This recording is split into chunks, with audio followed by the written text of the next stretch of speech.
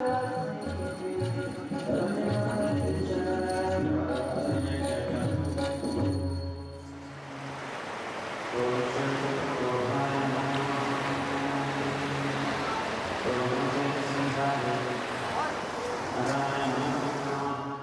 I focus on having children and a family, or should I just wait and go with the flow? You know, this is a really common misconception problem that people have, is that somehow going with the flow or being in the now or being present is incongruent in some way to actively doing something. That if you're going to be in the now and you're going to be present and you're going to go with the flow, that it literally means you're just going to sit on the couch and wait for the world to do its thing. And that's not really what it means. Being in the now, being present, going with the flow does not mean I don't plan. I know I like to eat. If not 3 times a day, at least twice a day. At the bare minimum, once a day with some snacks. And if in my house the fridge is empty and my cupboards are empty, well, I have to go to the supermarket.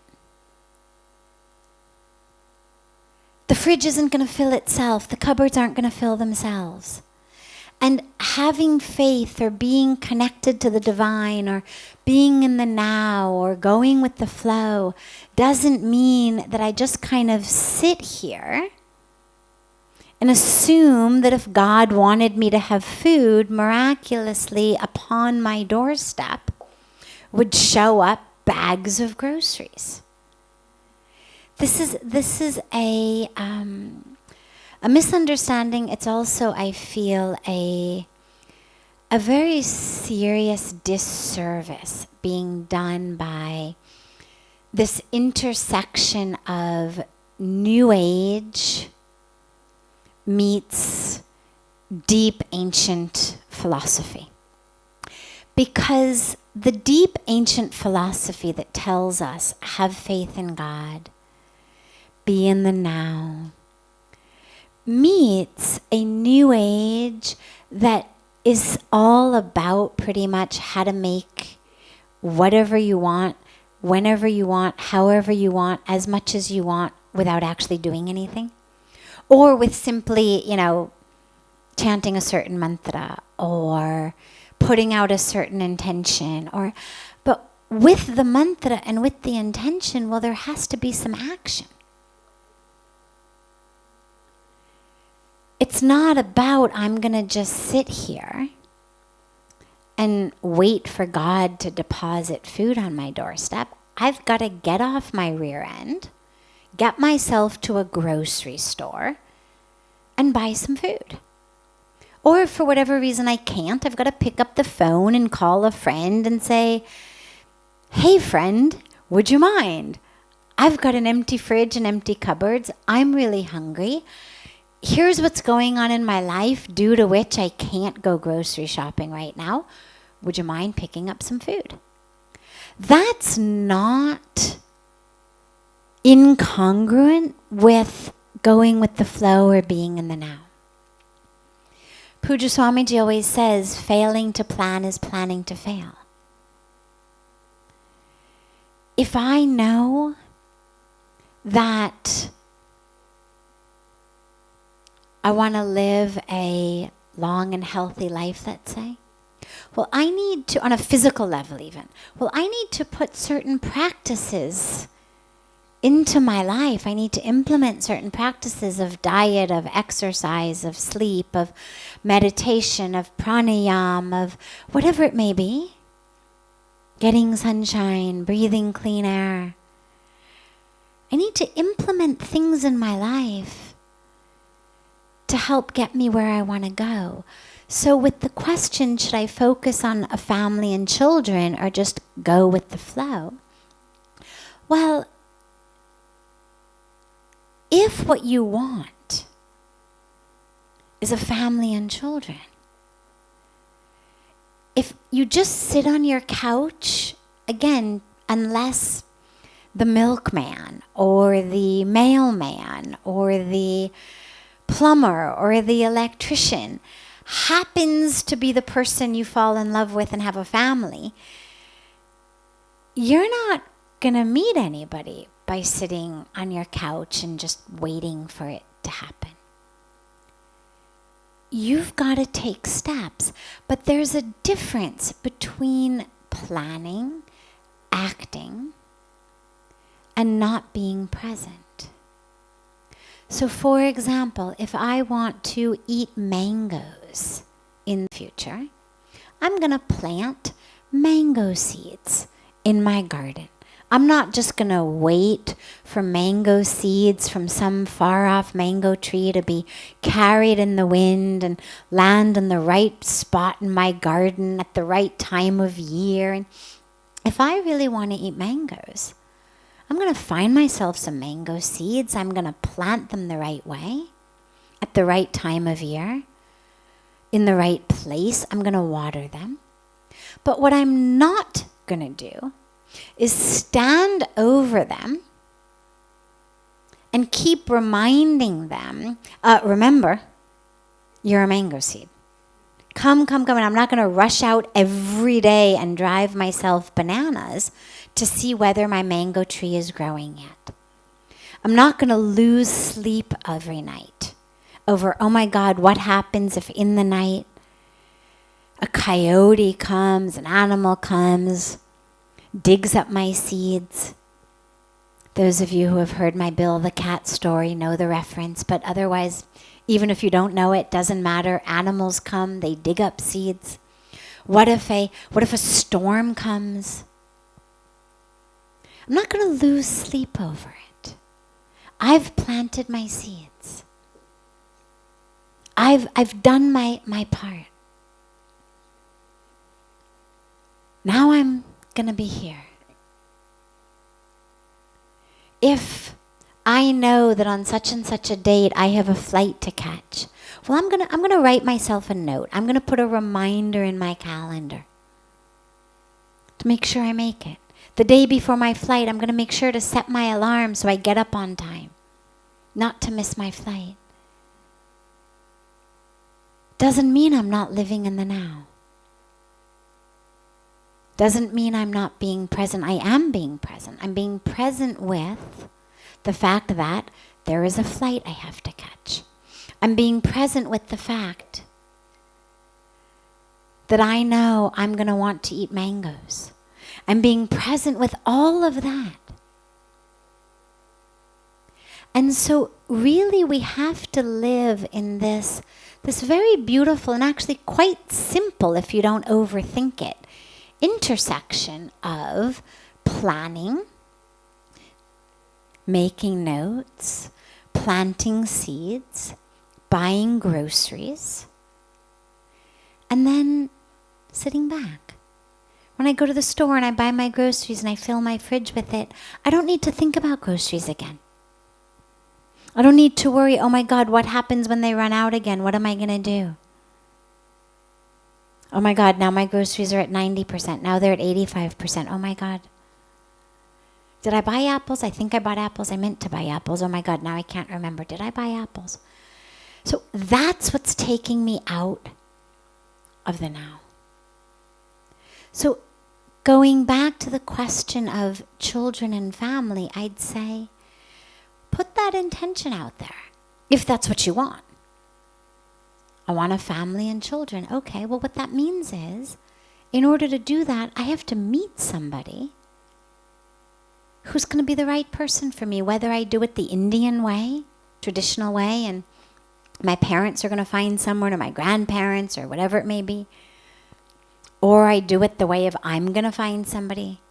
Whatever it is, I have to do something. When we talk about karma, I have to act.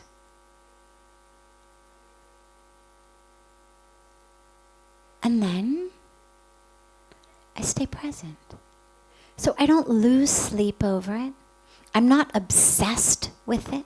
It doesn't guide my every breath, every minute.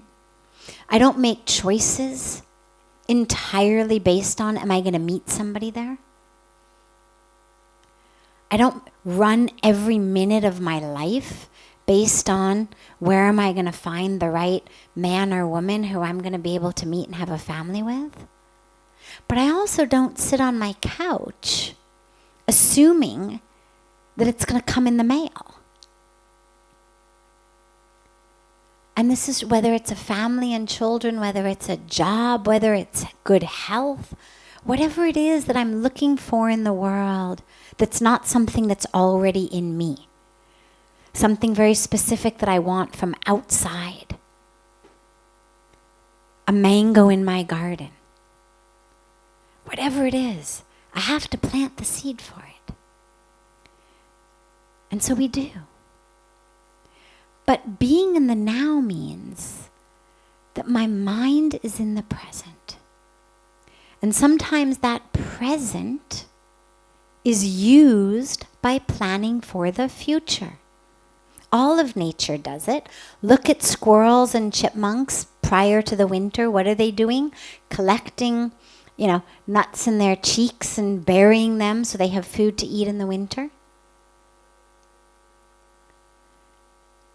Bears, all of the animals that, whether they hibernate, whether they have a different lifestyle in the winter, well, they plan in advance. They don't wait for the first frost to say, oh my God, winter's come again. Well, I'll just go with the flow. Something will be there to eat. Well, no, something won't be there to eat. If you don't plan for that before the frost comes, chances are you're not going to make it through the winter. You live someplace where it's raining, your roof leaks. Well, get it fixed. Get it fixed before the next rain.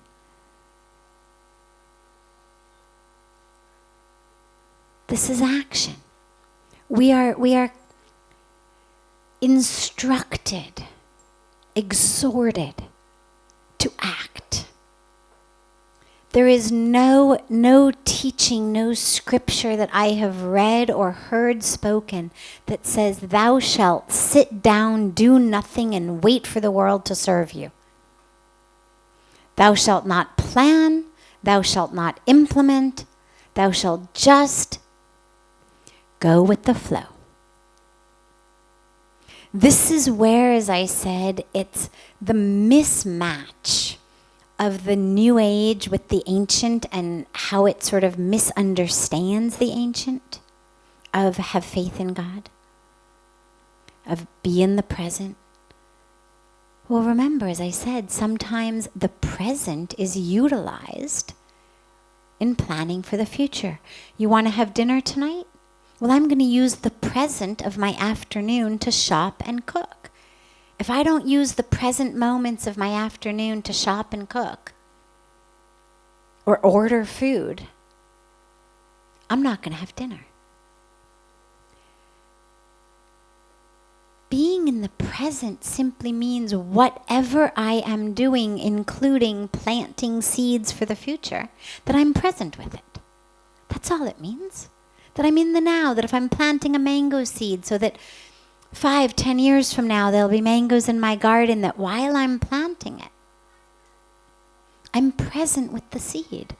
I'm present with the earth. I'm present with the divine way that turns this tiny little seed into a huge tree from which juicy mangoes come.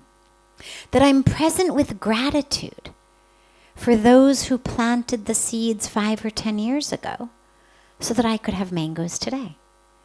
And that while I'm planting a mango seed, I'm not thinking about, oh my God, God, I wish that I just lived somewhere where mangoes just, grew everywhere and I never had to do anything.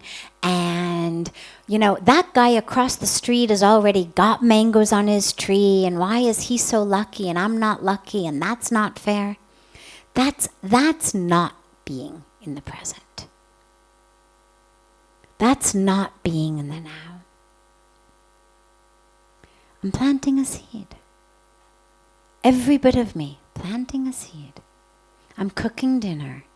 Every bit of me cooking dinner. I'm washing dishes. Every bit of me washing dishes. There's a beautiful teaching by Thich Nhat Hanh, who's a very, very renowned Buddhist monk and teacher. He's a poet, he's a speaker, he's a writer, but he's a beautiful and incredible poet. And he gardens a lot. And somebody once asked him, why do you spend so many hours a day gardening? You've got all these people, let them garden. You've got this incredible gift as a poet. Why don't you let somebody else garden and you write poetry? And he said, if I didn't garden, I couldn't write poetry. His poems are not about gardening, but the wholeness of the being, the wholeness of the service, of the doing, of the acting, is what gives him that divine inspiration with which to write poetry. If someone else was doing his doing for him, the poet would not show itself. And so in planting the seeds, in weeding the garden, in watering them, emerges the poet. And so whatever I'm doing, if I'm present in it, I'm in the now. And out of that, my poet, my artist, my musician, my awakened, enlightened self emerges. But not by pushing the doing away. We have to do. But the key is to be while doing. And that only happens when the mind is there fully with whatever you are doing. And in that moment is when it all emerges.